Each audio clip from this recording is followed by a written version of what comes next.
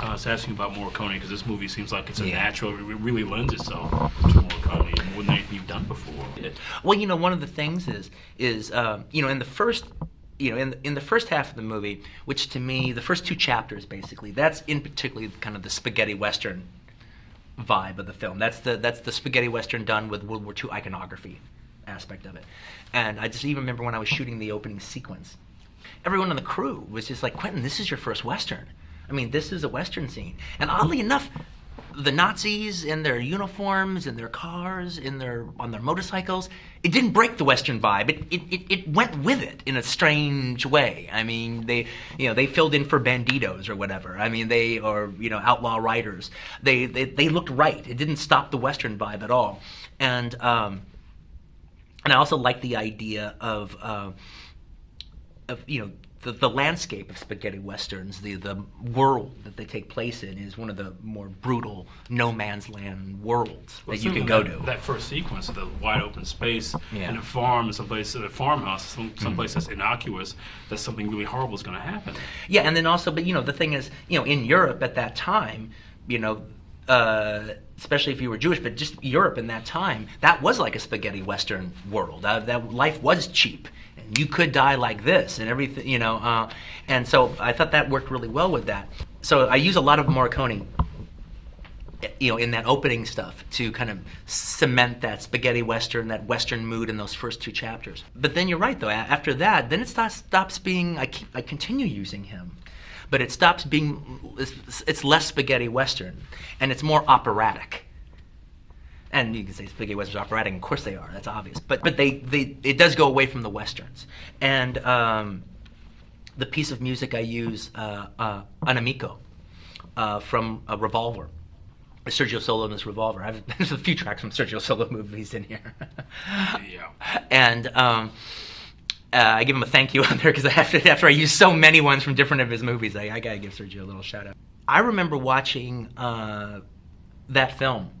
It's with Oliver Reed and Fabio Tessi, but I remember thinking that at 20 when I saw Blood in the Streets. I go, wow, this is fantastic. It doesn't really quite go with this movie.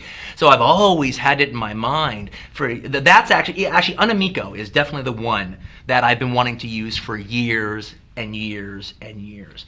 And I think of all the pieces in the movie as far as the cause and effect of the certain piece of the song and the certain visual image of the movie. The way I use that with Shoshana, I think is the best musical, cinematic visual image in the film. The best marriage of cinematic image and music in the film is when the music swells in the An Amico track to what's happening on screen. Do you ever get worried about that, about the associations? I mean, a lot of these pieces you play are not pieces that people really know, but somehow or another, there's the odd guy like me who does know a lot of this music and does know where it comes from. Do you concern yourself with that people hear that music and be pulled out of the movie a little bit, or? Why should it pull you out? I mean, if I was watching a romantic comedy and all of a sudden they start playing Neil Sedaka's I don't know, some Neil Sedaka romantic song and everything that I've heard of before, Breaking Up Is Hard to Do, just because I've heard that song before, wouldn't take me out of the movie. It's a familiarity. Now, there are exceptions, all right? But never say never, but there are exceptions. I mean, if you use Ride of the Valkyrie, you're going to think of Apocalypse Now. If you are going to evoke Apocalypse Now, you're going to have to maybe do a sequence that works as good as that sequence, which is a pretty tall order. So, don't throw yourself into that bullpen unless you're prepared to take the comparison. But then again, that can also be part of a challenge.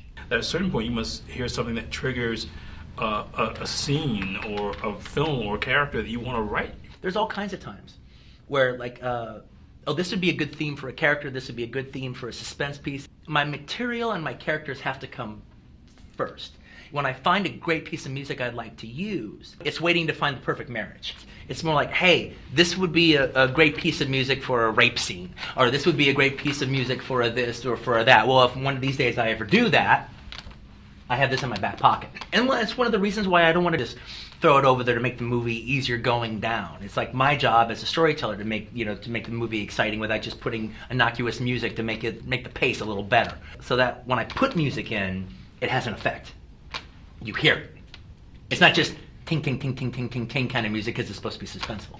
That it is about the beat. I mean, it's never just I'm throwing something over it.